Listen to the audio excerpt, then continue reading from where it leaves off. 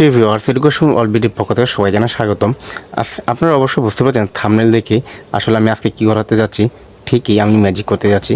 যেমন সহজ টেকনিকে আমরা কীভাবে সহজেই সারা জীবনের জন্য মুখস্থ করব, এই সূত্রগুলা তা নিয়ে আজকে আলোচনা হবে। কারণ আমরা এগুলো যতই মুখস্থ করি 2-1 দিন পর বা 7-8 দিন পর অবশ্যই ভুলে যাই। যদি আমি আজকে আপনাকে এমন একটা টেকনিক দেখাবো, যদি আপনারা যদি মনে রাখতে পারেন বা টেকনিকটা অবলম্বন করতে পারেন, তাহলে সারা জীবন মনে রাখতে পারবেন, তাতে গ্যারান্টি 100%। তো আশা করি আপনারা আমাদের ফুল ভিডিওগুলো দেখেন। তো যদি না দেখে থাকেন, আমাদের এই ইউটিউব চ্যানেলে আমি শর্টকাট নিয়মে আরও অঙ্ক দিয়ে থাকি। যদি আপনাদের ভালো লাগে অবশ্যই আপনারা দেখে নেবেন। তো আশা করি আপনারা এই ভিডিওটা ধৈর্য সহকারে দেখবেন। আসলে আপনাদের বন্ধুদের উপকৃত হবে, আমিও আশা করছি, বা আপনাদেরও উপকৃত হবে। তো আমি কথা না বাড়ি অঙ্ক চলে যাচ্ছি। যেমন এই সূত্র, এইগুলো হচ্ছে ত্রিকোণমিতির সূত্র, যা আমরা ত্রিকোণমিতির সূত্র অনেকগুলা থাকে, তো আমরা মুখস্থ করতে পারি না। তো এগুলো খুব কঠিন, এমনকি এগুলো বারবার বোর্ডের প্রশ্ন খুব আসে। তো আমরা অঙ্ক পারি থেকেই কিন্তু আমরা এই সূত্রগুলো মনে রাখতে পারি না। তো আজকে এমন একটা টেকনিক নিয়ে আসছি যেটা সহজেই মনে রাখতে পারবেন। তো এখানে দেখেন, আমরা জানি যে sine theta, cos theta, cot theta, cosec theta, sec theta, tan theta, এরকম নিয়েই আমরা সূত্র থাকি। তো আজকে আমি আপনাদের দেখাবো ম্যাজিক নাম্বার 1। যেমন আমি এইখান থেকে আমি দাগ দিয়ে দিলাম, এখানে আমি ম্যাজিক নাম্বার 1 দিলাম। ম্যাজিক নাম্বার 1, যদি ম্যাজিক নাম্বার 1 দেই, এটাতে ম্যাজিক নাম্বার আসলে একটা জিনিস লক্ষ্য করবেন, আমরা একটা সূত্র একটা প্রয়োগ করব। এইটার ক্ষেত্রে আমরা সূত্রটা যেমন যে সূত্র, যে এ ইকুয়াল B/C। আমরা একটা জিনিস লক্ষ্য করব, দেখেন আমি একটাকে অঙ্ক করাই, তারপর আপনারা অবশ্যই বুঝতে পারবেন আসলে এটা কী কাজে লাগে আমাদের। তো দেখেন, আমি যদি ট্যান থিটার মান বার করতে চাই, আর সরি সাইন থিটা, যদি আমি সাইন থিটা মান বের করতে চাই, আমরা একটা জিনিস লক্ষ্য করব যে এ যেটা থাকবো, এ হইছে, আমরা মনে করেন যে এই সাইন থিটা, আমি প্রথম যে অংশটা নেব, যেটার মান বের করব, আমরা এটাকে মনে করব এ, আর বি হইব তারপরের অংশটা। যেমন বি হইছে এটা, কারণ সাইনের পর হইছে কস, তার মানে আমরা এবার লিখতে পারি বি ধরছি কোনটাকে, কস, কারণ এর পরের অংশ হচ্ছে বি, তাহলে এখানে লিখতে পারি কস, লিখতে পারি COS, কস থিটা। সি কস থিটার পরে আমরা সি ধরবো তারপর অংশটাকে, কট। তো দেখেন আমরা খুব ইজিলি হবে এই সূত্র প্রয়োগে, দেখেন A ইকুয়াল B/C, এটা আমরা সূত্র, এই সূত্রের প্রয়োগে আমি সব অঙ্কগুলো ইজিলি করতে পারবো। যেমন দেখেন, এটার ক্ষেত্রে আমি কিন্তু ছিলাম এটাকে এ ধরছি, মানে সাইনকে এ ধরছি, আমরা ঘড়ির কাটার মতো আমরা ফলো করব, আমরা এইভাবে যাব, কিন্তু এইভাবে যাব না, আমরা এইভাবে যাব ঘড়ির কাটার মতো। তো আমরা যখন একটা যে মানটা বের করবো, এটাকে আমরা নির্দিষ্টকে এ ধরবো, তারপর অংশটাকে বি ধরবো, তারপরে সি ধরবো।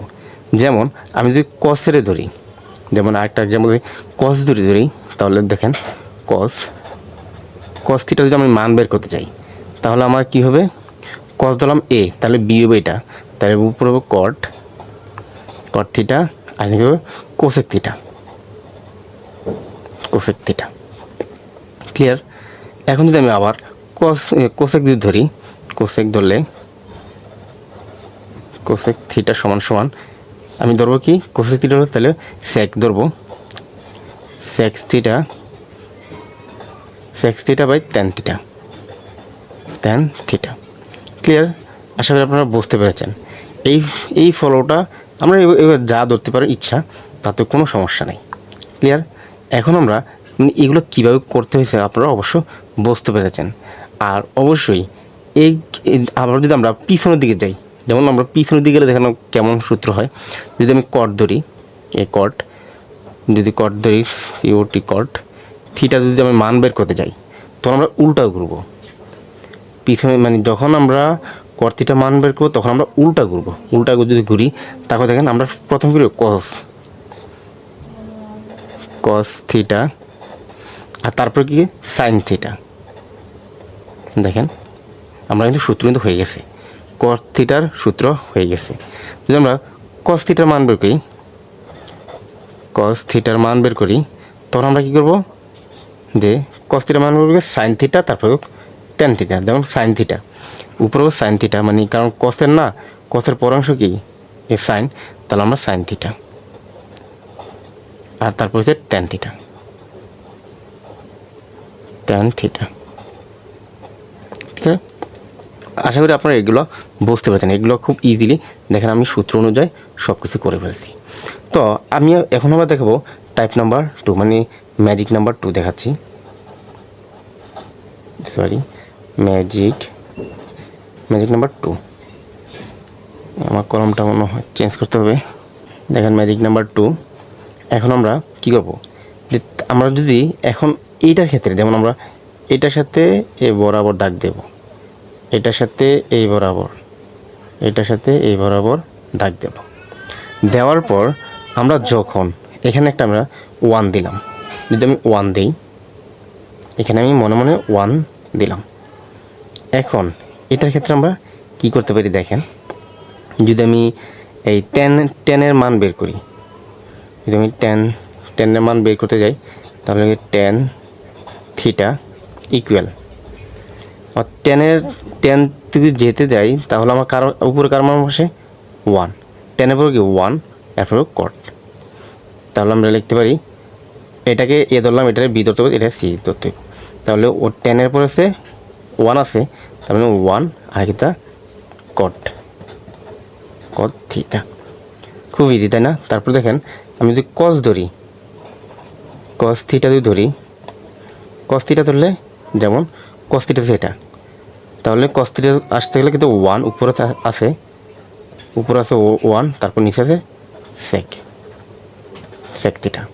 তারপর যদি আমি সাইন ধরি, মনে করেন আমি সাইন ধরলাম, সাইন থিটা ধরলে প্রথমে তো 1 আসে, তারপর আসে কিটা কোসেক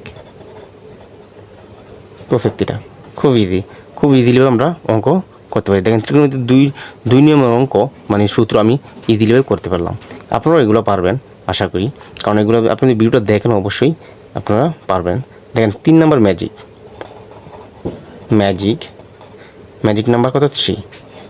ম্যাজিক নাম্বার 3 আমরা ম্যাজিক নাম্বার 3 করার আগে আমরা একটা সূত্র প্রয়োগ করব। যেমন যদি a square plus B square সমান সমান সি স্কোয়ার লিখব।